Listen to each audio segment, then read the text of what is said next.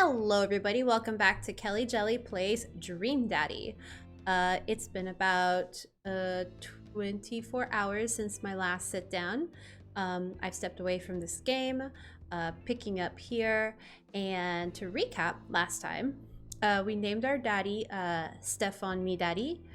He is Irish, obviously, and he has the most beautiful animu eyes you've ever seen in the galaxy. We moved to a new town, new neighborhood with our daughter, and Amanda, and she's awesome. And we've gone around and met some dads. I recall we met Joseph, who is a youth pastor, I think, or a youth minister, and we had a really awkward run-in with him. So awkward to the point that he decided to step out of the house and come knock on the door again and reintroduce himself. So that was interesting. And then we saw his Children of the Corn. And then we met Matt, who is a cafe owner, I believe, or he's the barista. I believe he's the owner. And we helped him come up with a name for his banana bread. And he is also very charming and adorable, and also has an identity crisis because he can't get his accent straight. That's my character choice for him. He's just a person who doesn't know what country he's from. It just depends on the day. We also met a big red-haired man, and I forgot his name. I feel bad. Brian? Was it Brian? We met a Brian, and then, yes, I think he was Brian. And then we also ran into an old college buddy of ours who is, I want to say Kevin. Pretty sure that's not his name. But anyway, that is where we are. And now here we are with Robert. And we are talking sports and we are talking shots. So he's asking us if we like shots. So let's see. You like shots? I like shots. I love shots. Oh, shots fired. I don't like them. I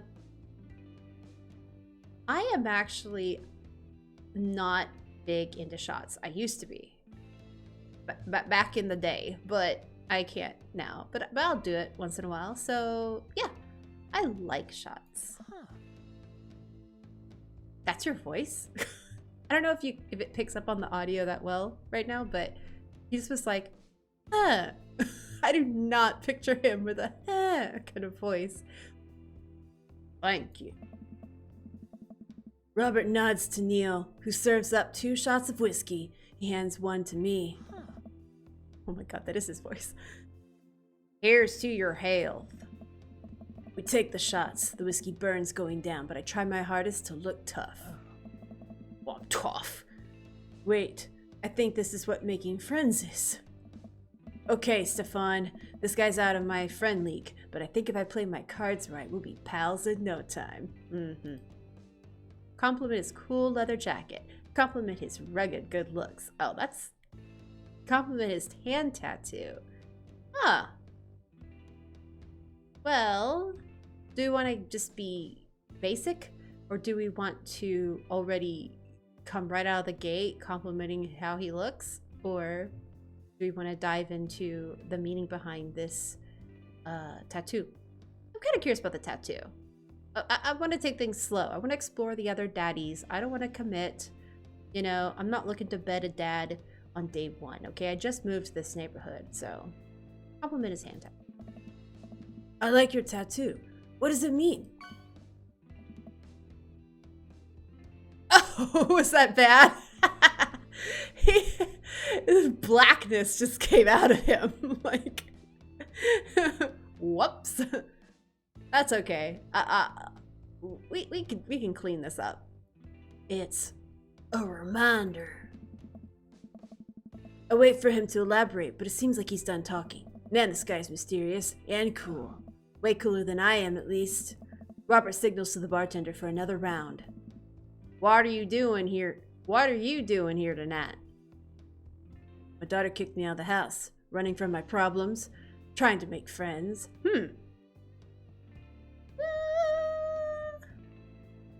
My daughter kicked me out of the house. But if I say that, will he be like, now I'm on Monster Prom brain, man. That game got me fucked up. I feel like I'm going to be reading too much into these answers. Then again, maybe I'm not. Maybe I'm right to do so. My daughter kicked me out of the house, running from my problems. That sounds wimpy. Trying to make friends. Trying to make friends. I'm new in town. Figured it might be good to put myself out there. You seem pretty cool. Oh. The key to being cool is acting like you don't care about anything, but actually care very deeply about everything to the point where it's debilitating. Really? Robert downs the rest of his drink. Of course not. He gets up. Be right back. Gotta powder my nose. It's shiny. Oh, I don't remember what I give Bartender. Did I give him like an old time? I was saying, Robert, that's talkative. He must like you. Huh? I guess so. I gotta admit that Robert has a gruff charm to him. A guy like that thinks I'm cool, then I really must be. Robert comes back from the bathroom and grabs his leather jacket that he already had on. I'm gonna go home. You heading my way? Oh no. Robert and I leave the bar to find ourselves walking in the same direction. I live in this cul-de-sac down the way. Does everybody live there? Do all the hot single, ready to mingle dads live there? Me too. We just finished unpacking today. Great place to be. Good neighbors. Well, some of them. Except for those children of the corn freaks. Who's that? We get to Robert's house, which is just a few houses away from mine. We stop, and he turns to me. I don't kiss and tell, Stefan. So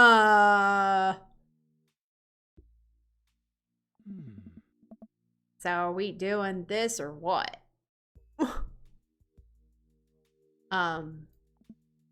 What? Oh no!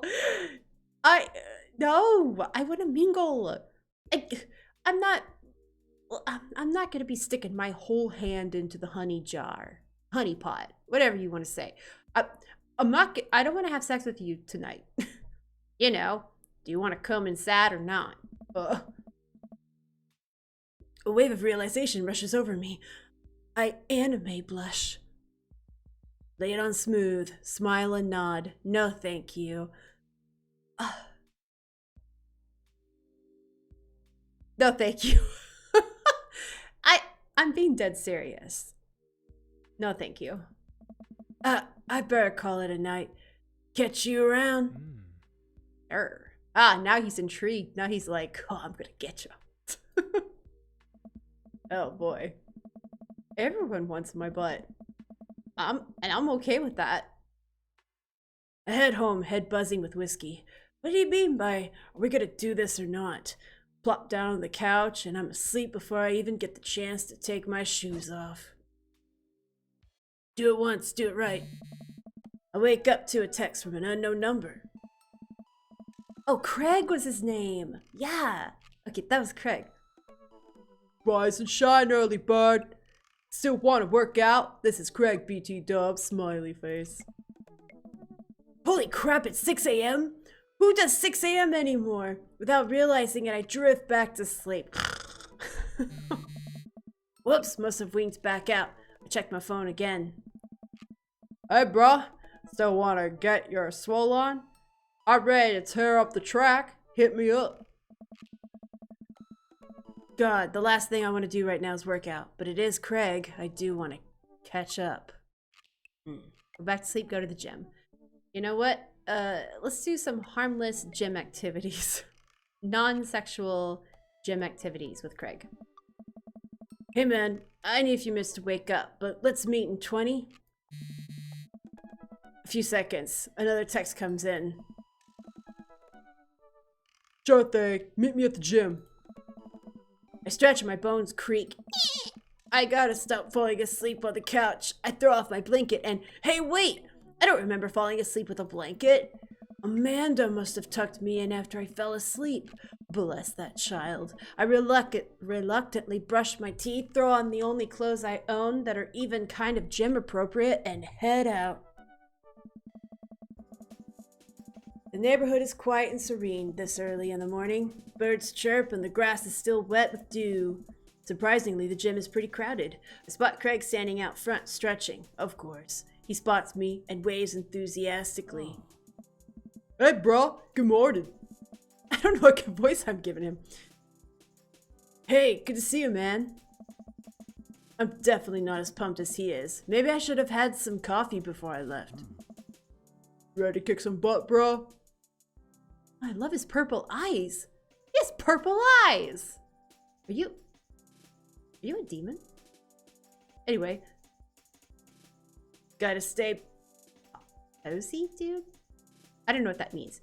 Your help, I am. H-E-L-P. I'm gonna say your help. I get the feeling this is gonna be less of me kicking butt and more the gym kicking my butt. But I can handle it with you here. Ah. Dude, bro, that means a lot. Hey. We head into the gym and I'm immediately intimidated. All of these people look like they could break me in half. And it seems like Craig's is friends with all of them. Oh. He high fives and finger guns all the cool jocks in the room. They look like they could and would steal my lunch money to spend on protein shakes. Oh. Come on, bud, let's warm up. We head over to the treadmills and start walking. Okay, I can walk. Walking is good. This is a decent place to be walking. So, I know we are on treadmills. Oh. Yeah? And those over there are ellipticals. Oh. Very good, bro. What is all this other stuff? Craig laughs. Nice. They might look a little scary, but I guarantee that all of them serve a specific purpose for building muscle mass, bro. I watch as a dude in a muscle tee flexes a muscle and I didn't know existed on a machine I think was once used to process grain into flour. What is that? Why is that guy doing that to himself? That's a good question, bro. What do you think he's doing? Training to crush people's skulls with his thighs, using a medieval torture device, praying to some sort of pain god? I kind of like the skull crushing with his thighs. He's trying to make his thighs so strong that he could crush people's skulls with them. Yeah, that's pretty much the only reason I work out, to crush skulls. Oh, okay, eggplant. Oh no, Craig is turning up the speed. I better do the same. How long have you been doing the buff thing? Couple years, bro. And what do you do when you're not daddying or working or buffing? Oh, I coach my twin softball team. That still counts as both daddying and buffing. Oh, I get busy. What do you do for fun, bro? Love learning. Try to live my life as close to a Jimmy Buffett song as possible. I check out Hot Bud. I love learning. I like to learn new things. Maybe he'd be like, yeah, that's good. Keep getting better. I try to educate myself about the world around me. I'm like a sponge for knowledge, soaking up all that intellectual content, you know, history, the paranormal, wilderness, survival, aliens, mostly those things. So you watch the History Channel too, huh, bro? Yes. More eggplants. We're jogging now. Oh god, we're jogging now. I look over to Craig, who hasn't even broken a sweat. How is he doing this so effortlessly? I'm dying. I can feel my life force draining through every orifice of my body. Oh. Hey, remember when my fish died in college? No, I don't like this story. Oh my god, is he really bumping up the speed again? I guess I better do it too. Oh, this is fast. This is very fast. We were at that party. And you vowed to make me feel better? You tell me to create a distraction, so of course I do, a sick keg stand, and get everyone cheering. And then I try to steal a fish from a fish tank at the party with my bare hands, like an idiot. And then you drop the fish, it's flopping around, you panic, so you run up to me post keg stand head with a dying dirty fish in your hands that you scooped off the ground, and you yell at me what you have to leave. Yelling at me that we have to leave, so we're running out of a frat party with a fish and trying to give it a mouth-to-mouth resuscitation, and we get him home and get him into a bowl of water, but the prognosis was grim.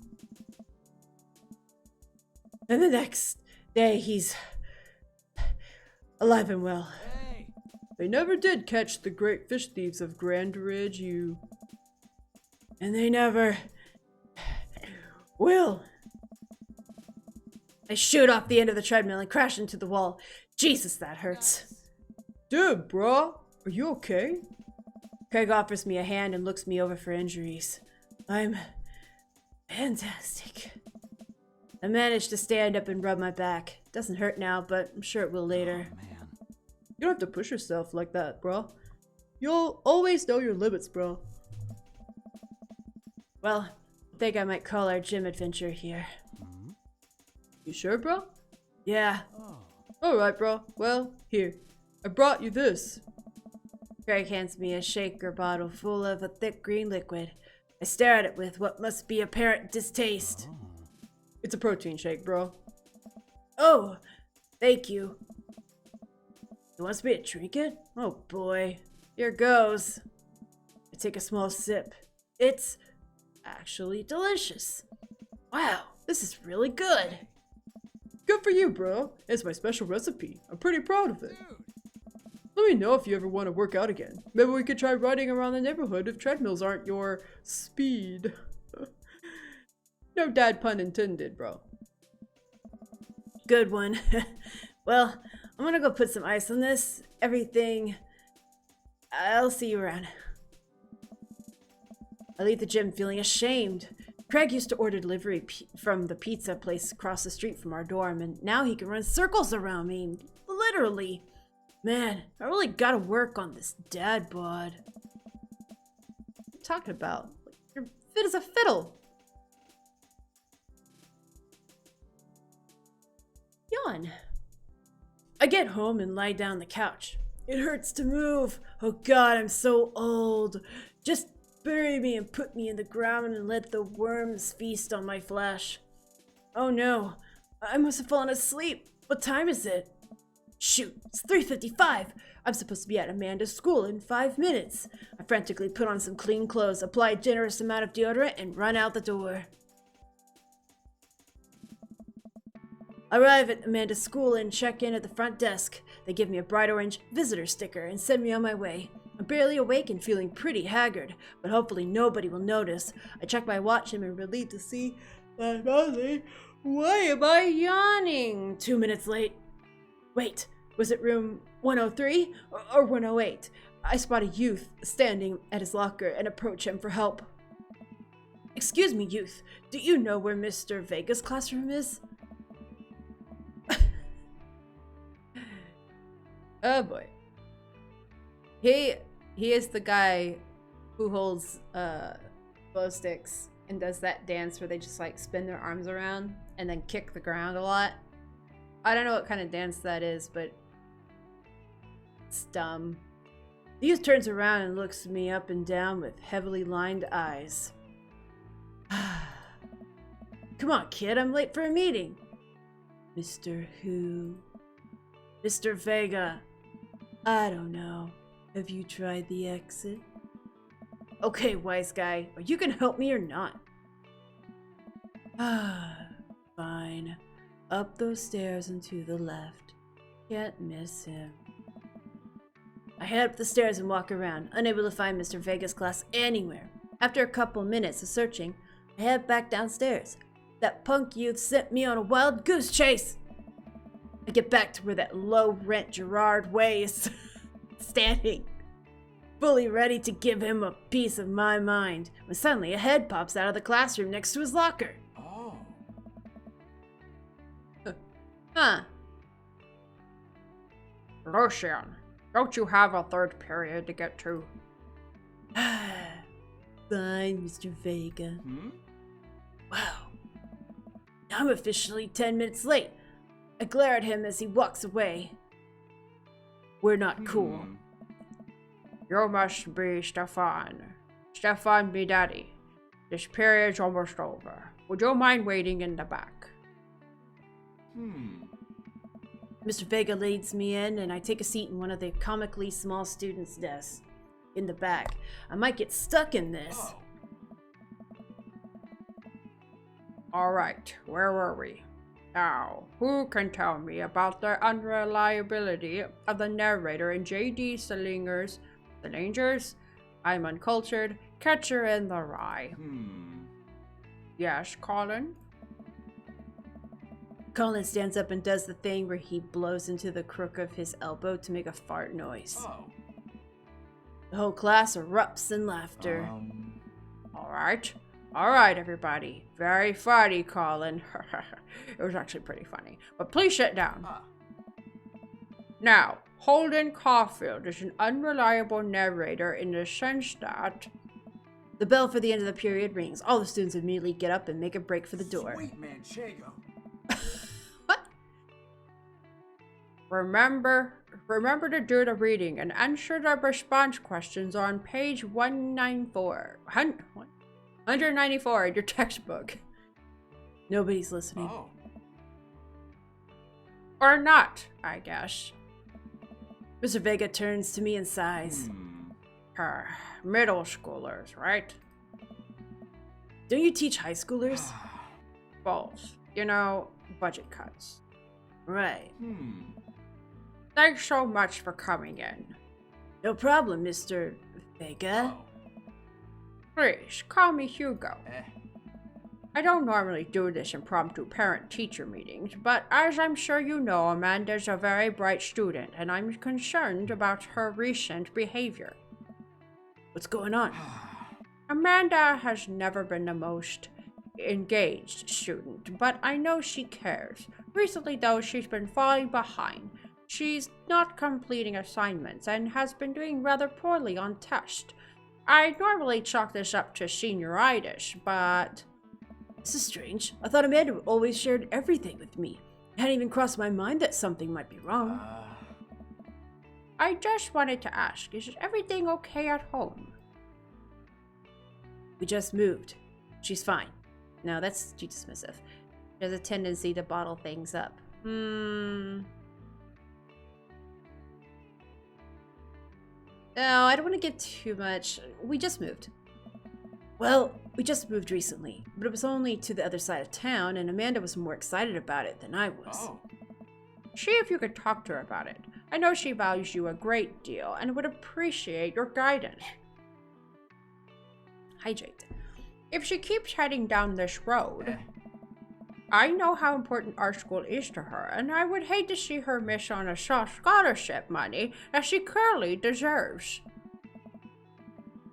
I'll make sure to talk to Amanda. Thanks for letting me know, Hugo. Anytime.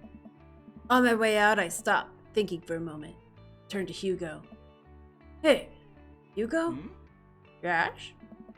You ever catch that rye?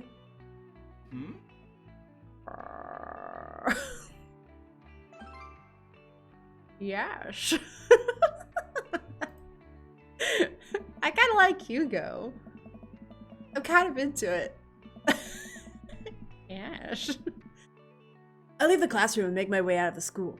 I'm still a little bit in shock that Amanda was able to hide this so well from me. She's always been such a force of positivity in my life, especially after we lost her father. Amanda must be done with classes for the day by now. I'm sure she would appreciate a ride home, and maybe I can talk to her about what's going on. I pull up to the carpool and Amanda hops in the passenger seat. So, did you have fun gossiping about me? Mr. Vega and I actually just gossiped about our celebrity crushes. So, you talked about Mario Batali the whole time? It was a very productive meeting. I'm pretty hungry. Can we grab some dinner? Sure thing. We can make something at home. Go to the mall food court. Yeah, let's go explore more of the town. We've been home all the time. I've been sleeping 2 times. Let's go.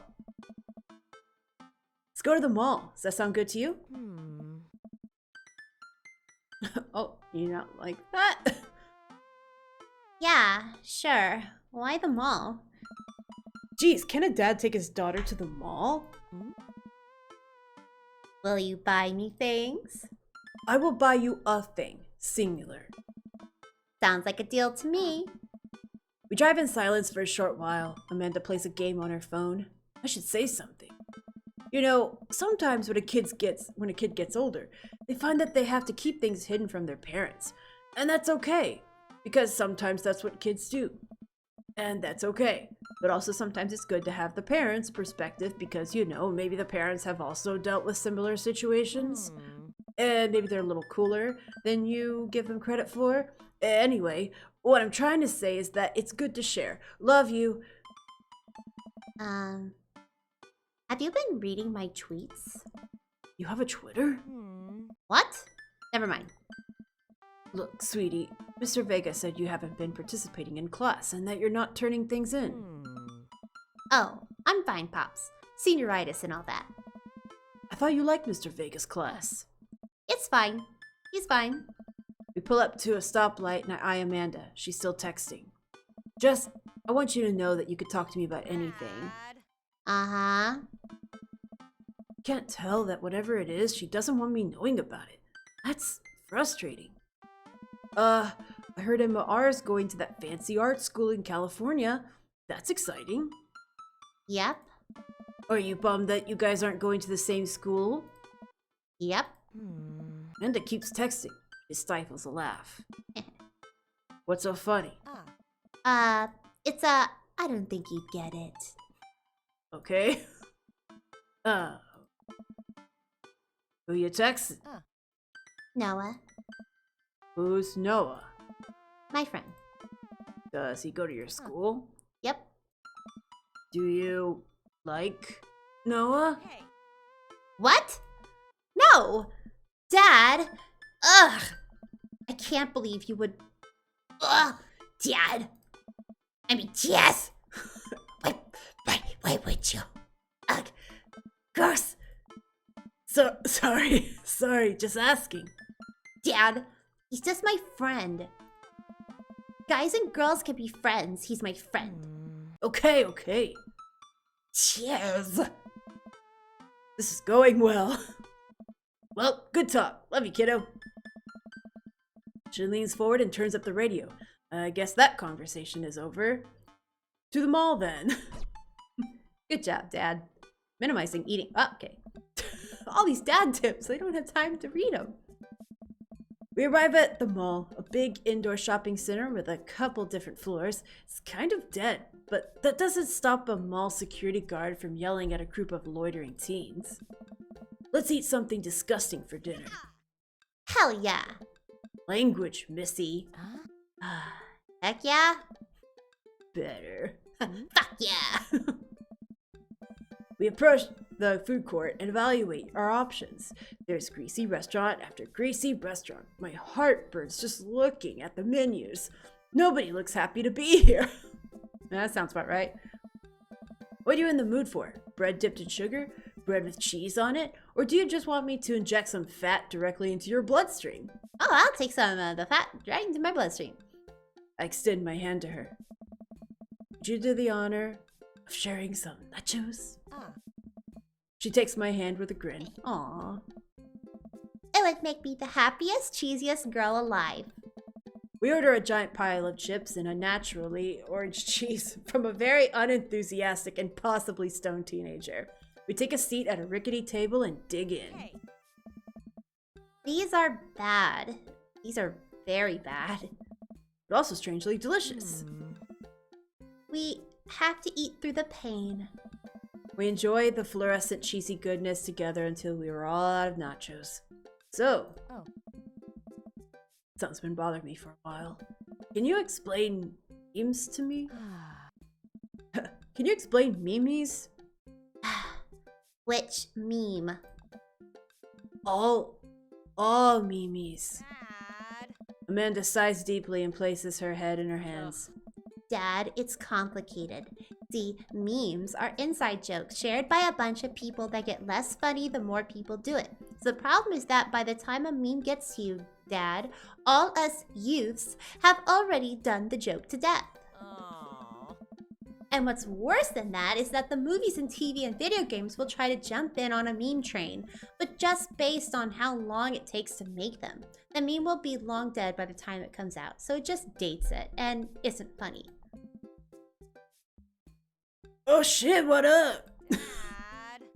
Dad, please. Huh. Anyway, changing the subject. Where to now? Wanna go to that goth store? What? You know, one that's all black and tries to establish itself as anti-establishment despite being an exact representation of that establishment. Hot topic. I don't know what store you're talking about. You know, one where you can buy chain wallets. It's basically an assault on what people fought so hard against in the punk and hardcore movements of the 70s and 80s. Dude, you gotta be more specific. When you throw up in that one time. Oh, that one. Alright. Amanda runs into the store with me trailing behind her. She makes a beeline for the back. There it is. You can still see the outline, kinda. Ew. I'm so proud. Speech. Amanda. Alright. Speech, speech, speech, speech. Alright, I'll do it if you stop chanting. Amanda stops immediately. I clear my throat. Thank you all for joining us here today to commemorate a historic moment that would forever shape history. On a day very much like today, some 5 years ago, our very own Amanda and my daddy had too much blue raspberry slushy on an outing to the mall. After begging her father to take her to Dead Goth and Beyond to buy rainbow suspenders, yeah. She proceeded to throw up all over a display of My Chemical Romance merchandise. Her loving father then had to pay for said merchandise, which to this day remains among our possessions. Thank you. Amanda is moved. She begins clapping. Slow at first. Oh. Then faster. And more vigorously. Woo, Dad! Yeah! Several other patrons turn their heads. One of them also starts clapping. I pound my head. Like, what are we clapping about? Oh, hey, chain wallets. While Amanda busies herself looking at band t-shirts, I try to find something of interest to myself. Not much for Dad to look at in a Dead Goth and Beyond. Peruse the band t-shirts. Look at ironic mugs. But check the clearance bin for hot deals. I'm a dad who loves his cup of joe, and I think ironic mugs would also be more playing up to dad puns, so yeah. I'm suddenly stricken by existential fear. There's only one number one dad, then why are there so many mugs here that say that? This whole time I thought I was the only one. I'm the only one. If I'm not number one, where do I place on the global dad ranking charts? I have work to do. Look, this is very important to me. Oh! Overhear a stifled argument over at the cash register. An older gentleman is carrying a garment and showing it to a bored-looking cashier with pink hair. I can see that. Don't know what to tell you, dude. I just work here. Listen. When I bought this online, the website said this blouse was Victorian inspired. However, when I received it, it clearly held the trademark of Edwardian dressage. Do you want a coupon? I can give you a coupon. Will you leave if I give you a coupon? Is there a manager present? Oh god, Karen. People have to know what they're buying. I am the manager. I see. Well, it would It would seem that I have outstayed my welcome. Good day, shopkeep. Your superiors will receive a strongly worded letter by post. Lord. Whatever, dude. The man rolls around and storms out, his literal coattails trailing behind him. I can't tell if they're Victorian inspired or Edwardian in nature. Amanda trots up to me with a t-shirt in her hand. Oh boy, here it comes. Hey, Datron 5000. Yes, I'll buy it for you. Wow, that was easy. Thanks. At least it's only this time. It's only one this time. Amanda plops the shirt onto the counter and grins at the cashier. I love your hair. The cashier says nothing and rings Amanda up, radiating hatred. I hand her a 20. So what was that guy's deal? Cashier rolls her eyes so hard I'm worried she'll pull something. That's Damien. He's in here all the time. He's obsessed with Victorian fashion or whatever. She hands Amanda her bag and it's clear the conversation is over. We make our way out of the store and head home to get some rest. Well. Oh, I just realized this thing in the back that's super cute. Well, that was an eventful day. We're gonna stop it here and pick up next time. I'm really excited about Damien. So this ought to be interesting. Well, see you in the next one, guys. Bye-bye.